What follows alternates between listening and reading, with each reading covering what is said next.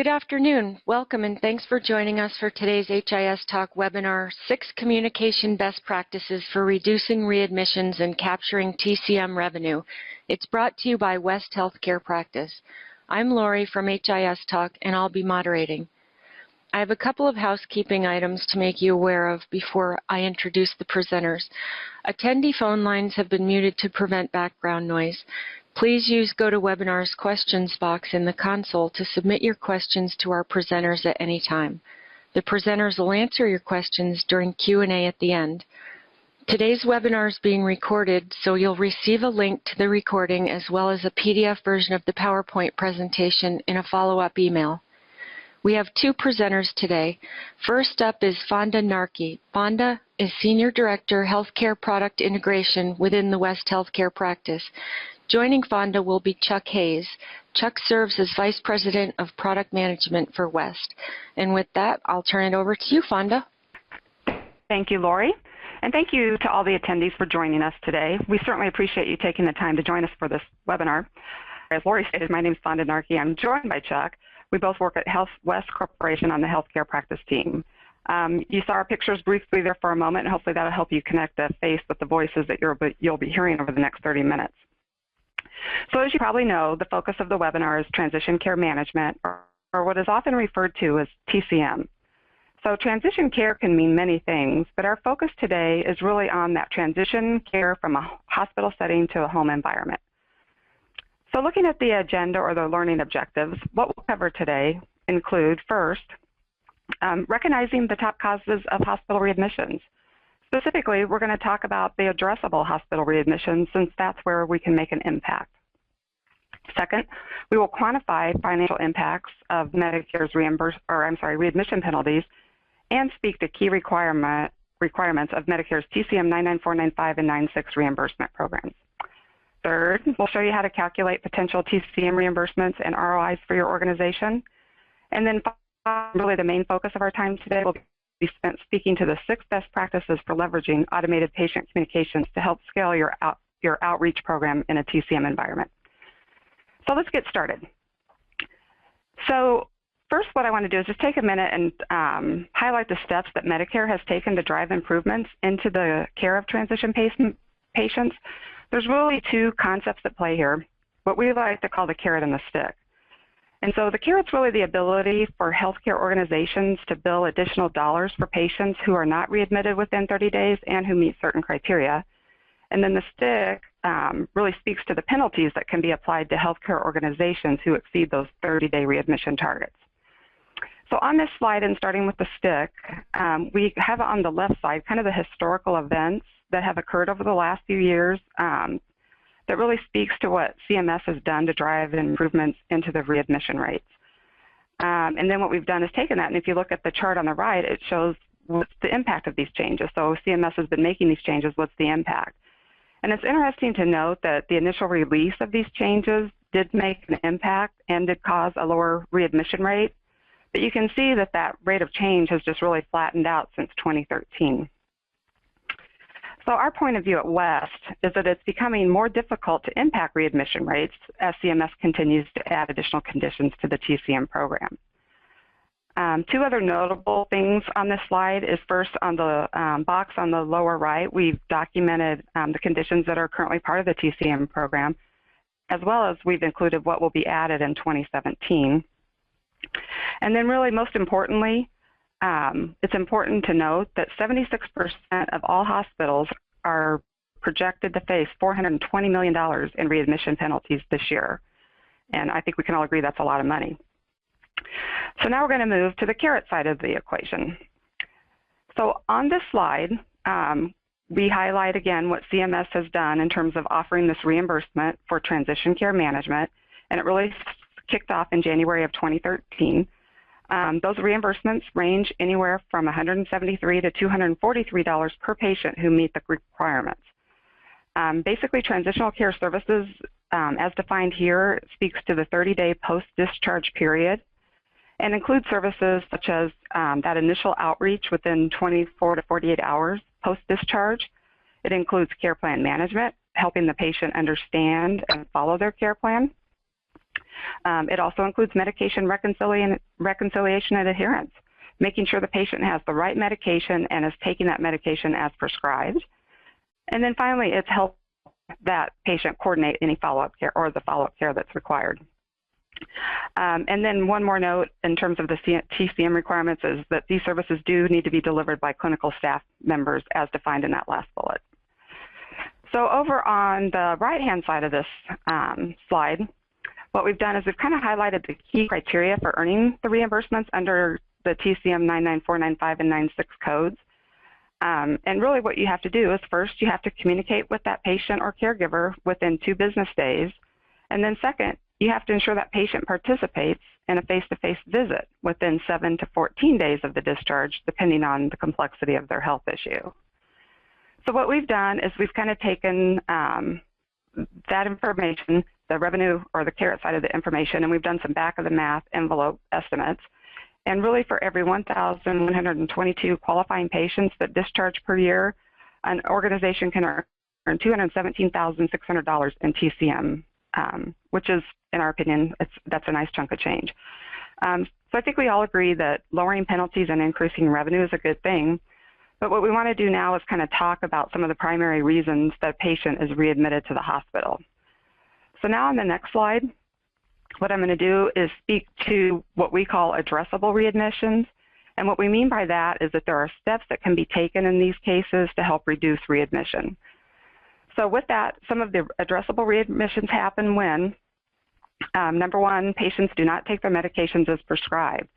I think there are a lot of stats out there about medication adherence and the cost to the organ or the cost to healthcare systems and the systems in general.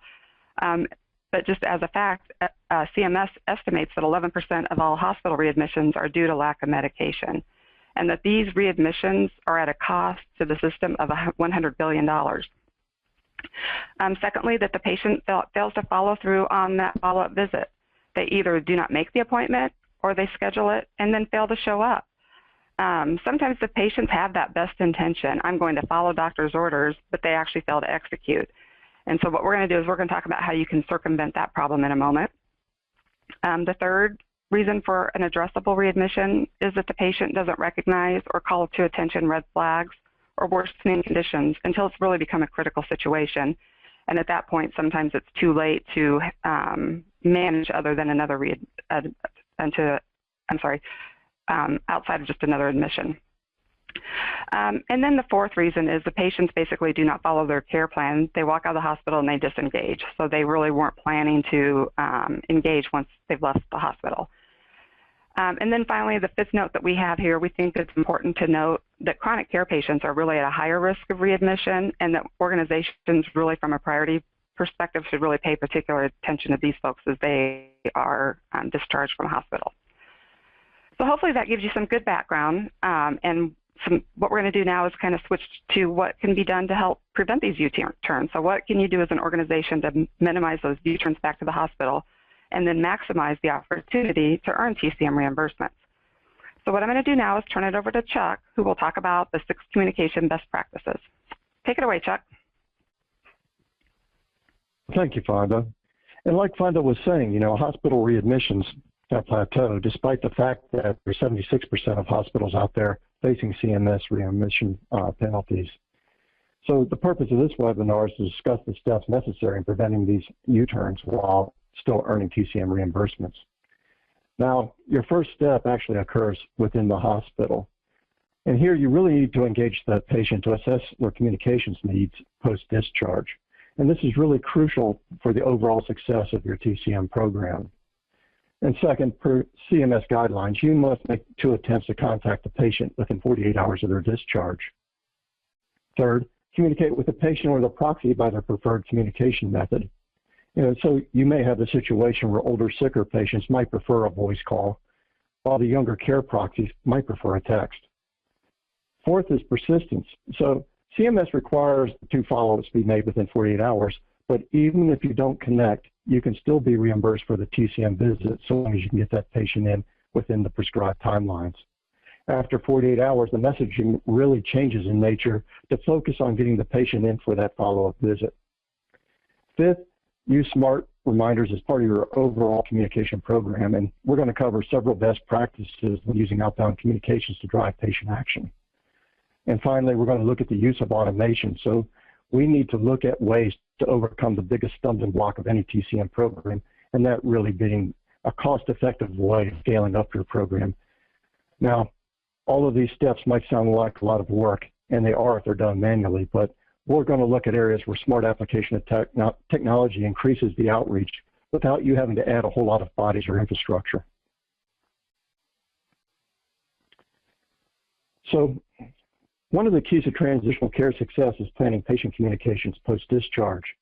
You know, we really have to have an understanding of who's going to be handling these communications on behalf of the patient.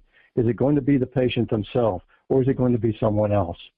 I mean, consider the situation where you're relying on speaking to the patient. You know, patients are not only recovering from an illness, but they've also been sleep deprived in many cases, been on calorie-restricted diets, or have effects from the anesthesia. Now, according to an article in the Archives of Internal Medicine, it's really a best practice to have the patient's cognitive skills assessed prior to their discharge.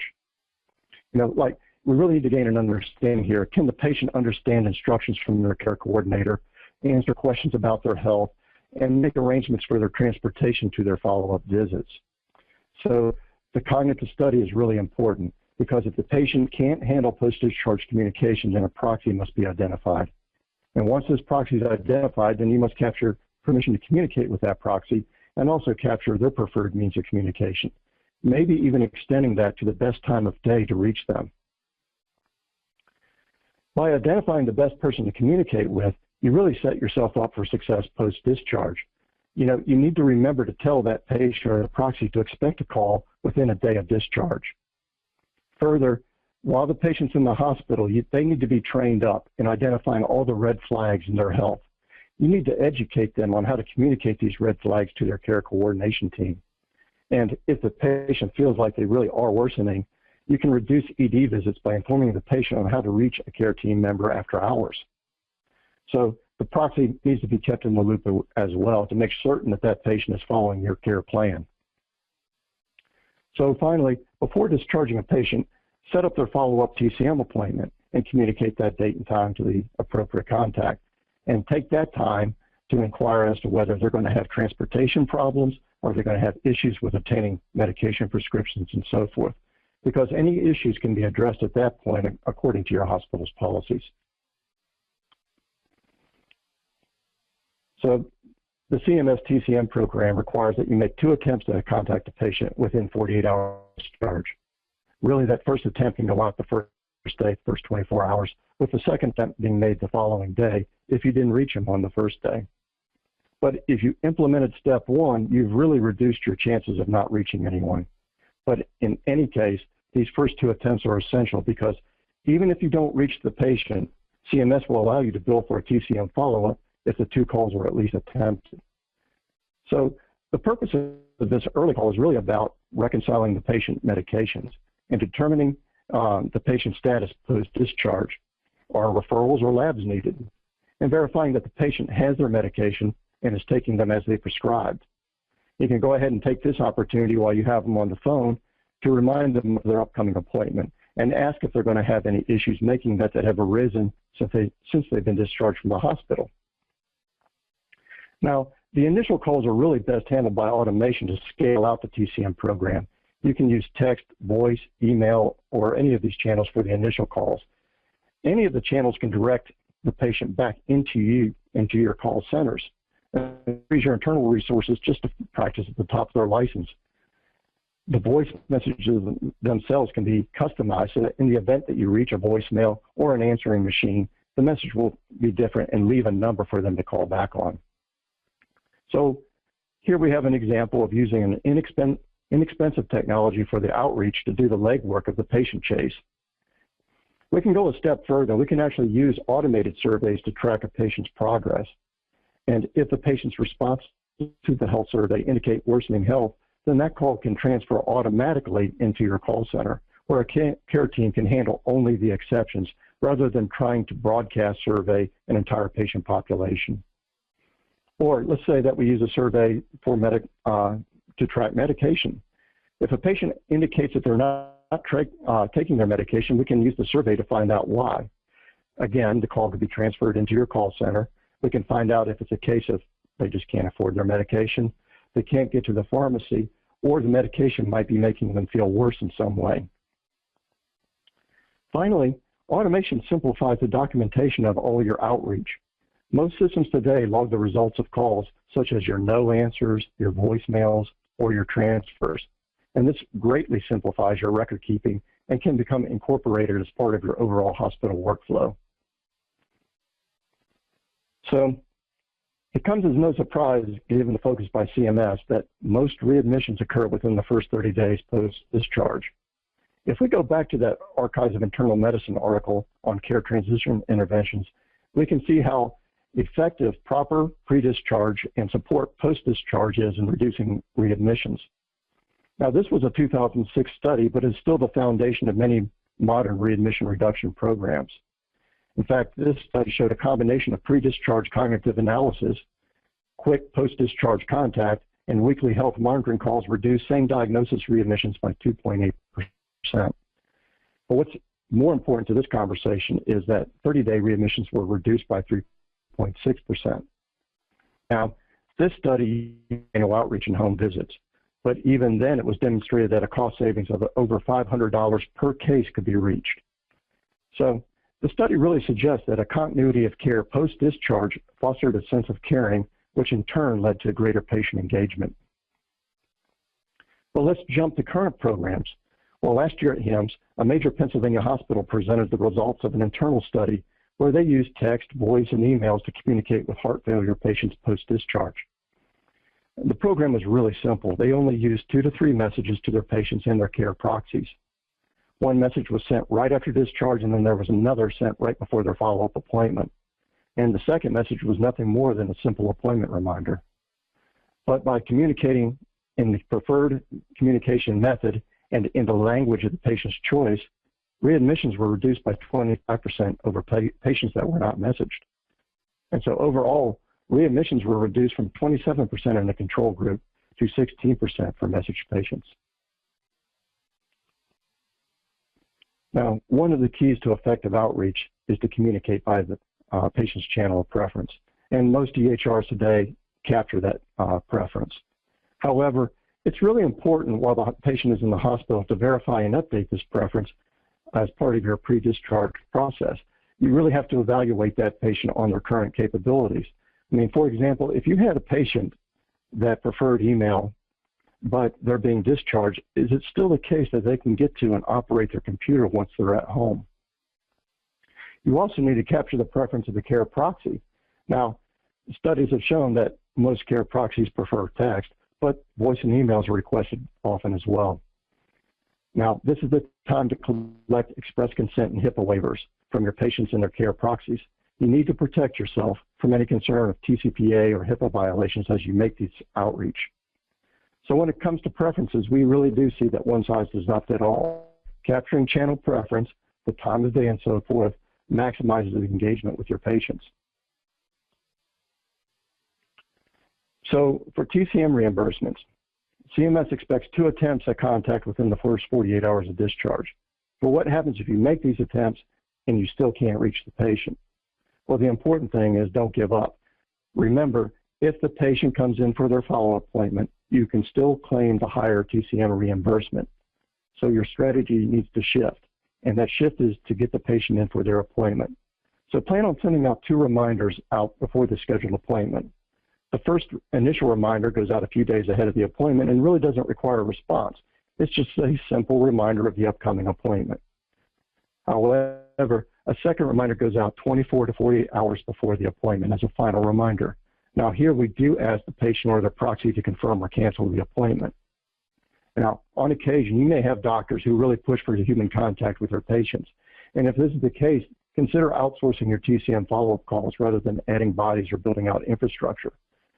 Companies in the business of supporting manual outreach have advanced dialing software, so they maximize the connection rate with patients, and they can lower the cost of manual intervention. Use of these services saves your time for the inefficiencies of manual outreach and allows them to focus on patient care.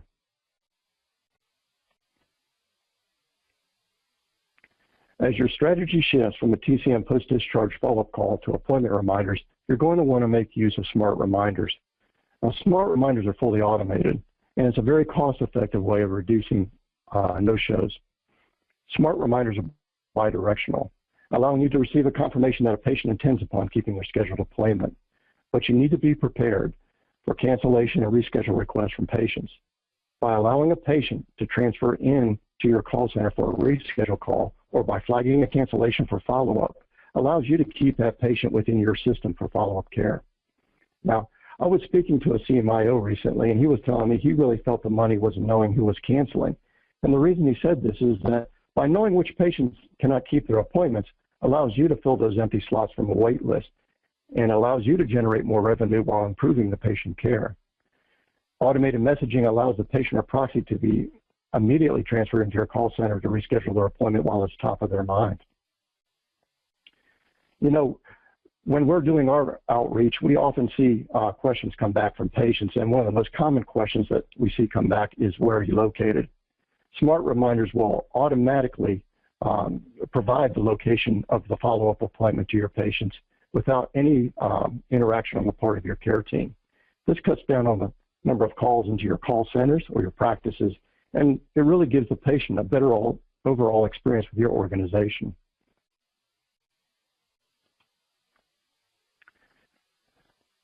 What is so impressive is just how effective an appointment reminder can be.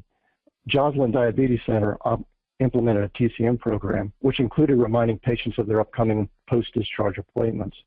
Now, prior to rolling out this program, Joslin experienced a 50% no-show rate for follow-up visits. But once they implemented reminders, no-shows dropped to 7% within less than 2 years. Now, this is a very dramatic improvement and clearly results in better patient care and more revenue, prevents readmissions, and keeps the patients engaged in their care plan. So by this point, you can see how a proactive program of outreach reduces readmissions and generates TCM revenue. The combination of technology and human touch is powerful because patients speak with humans for important health status follow-ups, but the technology does the rote work of the patient chase and allows you to scale up your TCM program to cover all your discharges, not just those most at risk. The important thing to remember is that not every interaction needs to be live. Simple messaging like appointment reminders and lab results are just as effective when automated as when they are done manually. Technology can be used to support a TCM program, using automated surveys to capture health status or track medication adherence post-discharge. And when you couple these surveys with an inbound channel, then these surveys are really an essential tool for reacting quickly to worsening patients. Now, we are seeing strong interest from organizations interested in consolidating their call centers in the hopes of providing a better patient experience. Now, hospitals are applying tech to anticipating the reason for a call to help with efficient call routing. As the patients are routed through the system, call center screens can pop up with information on the patient, saving time and effort both on the part of your call center and on the patient. This same technology now can be applied to route calls to outsourced care teams to take care of overflows or have after-hours conversations with your patients. A final example of how automation can offload rote work from your team is from Howard University. Using appointment reminders, Howard University was able to decrease no-shows by 48%. Howard communicated to the patients by their preferred method and in the language of their choice. And they found this to be a very effective way of getting patients in the door for their appointments. So not only is automation cost-effective in scaling outreach, it can also free up your internal resources to focus on patient care. In the case of Howard, FTE costs were reduced by $110,000 per year. Simple appointment reminders should become automated to give you the best ROI for your TCM program. So at this point, I'm going to hand it back over to Fonda. And Fonda's going to show you how to put together a program using automation to capture TCM revenue, while at the same time reducing the likelihood of readmission. So thank you, and back to you, Fonda. Thank you, Chuck. So what we're going to do now is kind of take this and put it all together. So how can you easily form a cadence of communication interventions and drive improved patient engagements and outcome? Well, like I mentioned, it's pretty straightforward. So step one on day 0. So as Chuck talked about, you have to engage with that patient pre-discharge. So in addition to having clinical instructions, the cognitive evaluation, the caregiver proxy determination, it's important that you share with the patient and the caregiver what to expect from a communication intervention perspective. When are you going to call? How are you going to call? Are you going to, or what is your channel preference? How are we going to communicate? Is it email? Is it text messaging?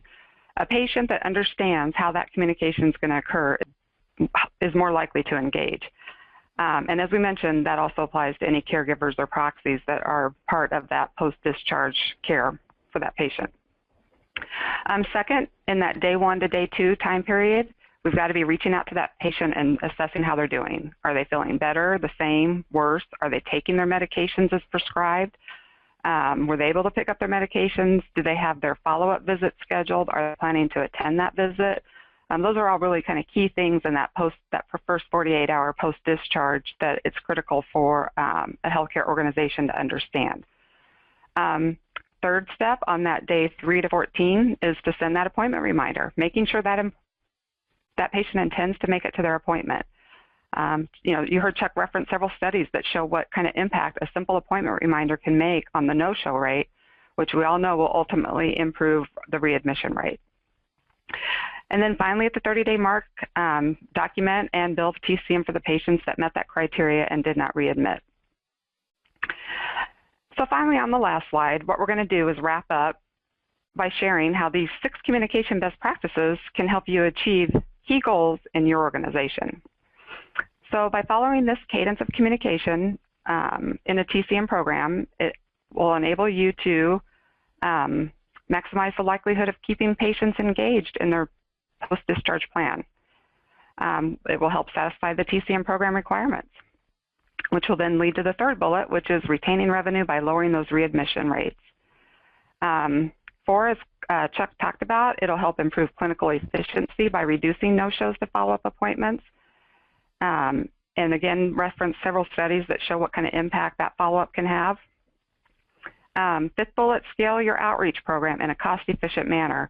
Redeploy the people that are kind of dialing for dollars to more of a care scenario where they're actually taking care of patients versus picking up the phone and trying to chase patients down. It is important, again, that you have to use the right mix of technology and people, though, to make sure that you are maximizing your patient outreach program. And then finally, and I think most importantly, it will help improve the health and overall well-being of your patients. So hopefully we've given you some insight today on how you can help empower your organization to achieve key goals in transition care management. That concludes all of our formal material. Chuck and I would like to thank you for your time today, and I will turn it back over to Lori for the final portion of the webinar. Lori? Now we'd like to open it up to the audience for questions. As a reminder, please use the questions section on the GoToWebinar panel to submit your questions for Fonda and Chuck. The first question, can an LPN or MA perform TCM services under the oversight of a physician?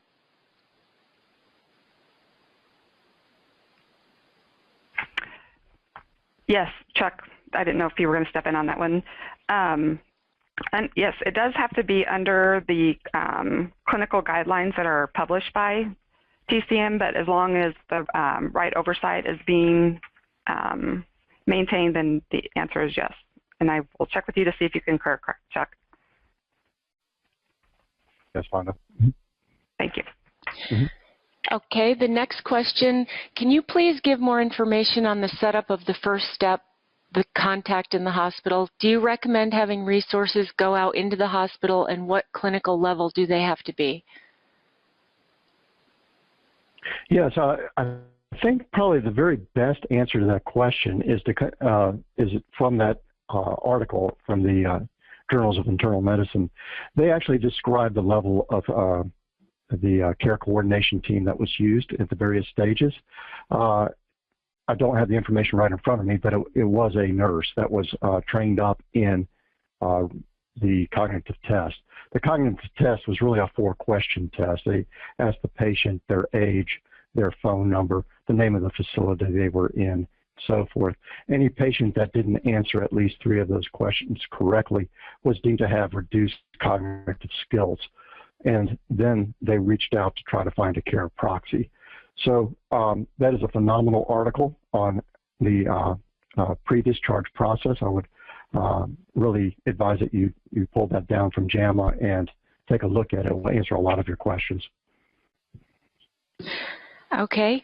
Of the 3 channels, text, voice, and email, which is most effective in obtaining a response back from a patient?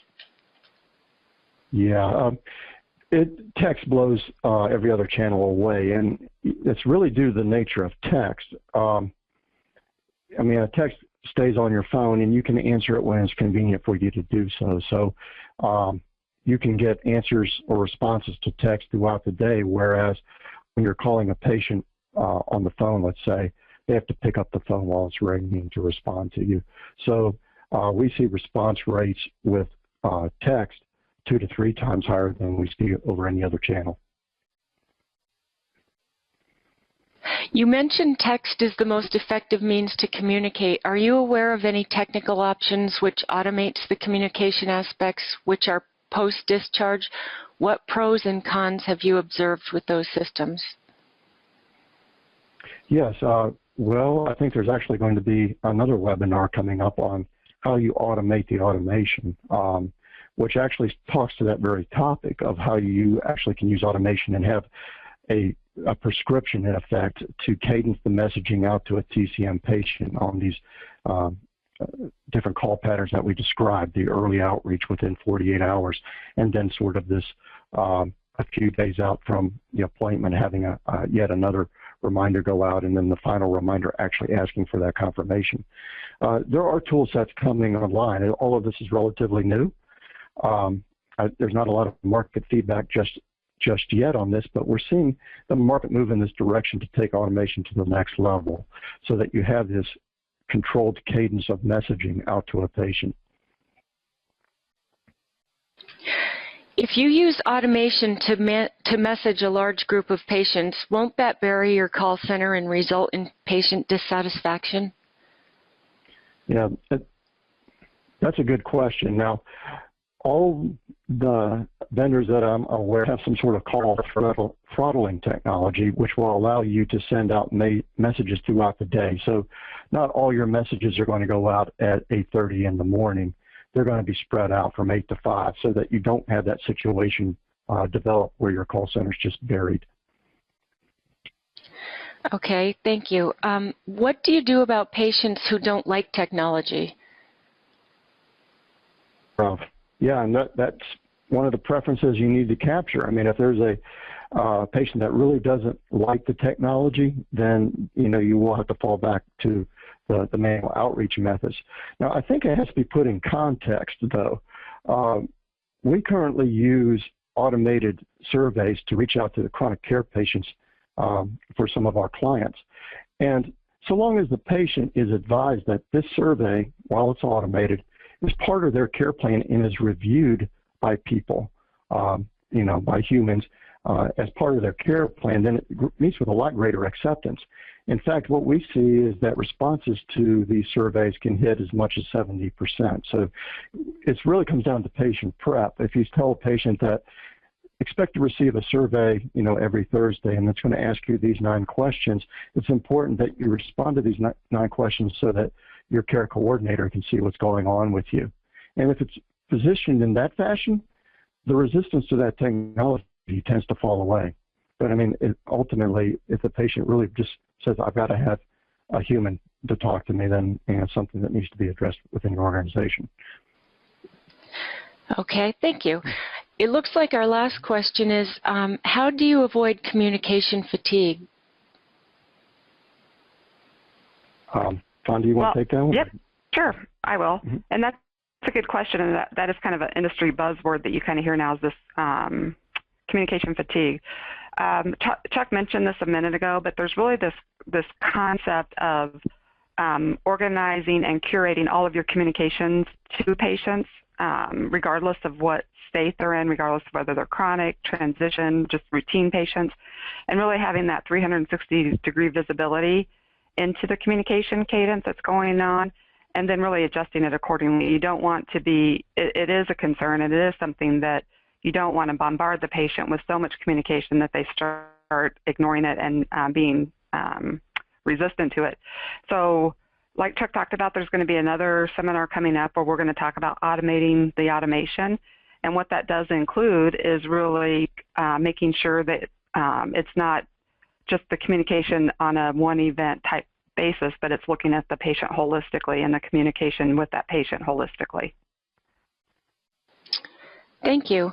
As I said, that was our last question, so we'll be concluding the webinar. I want to thank everyone for joining us today, and thank you, Chuck and Fonda, for the interesting presentation.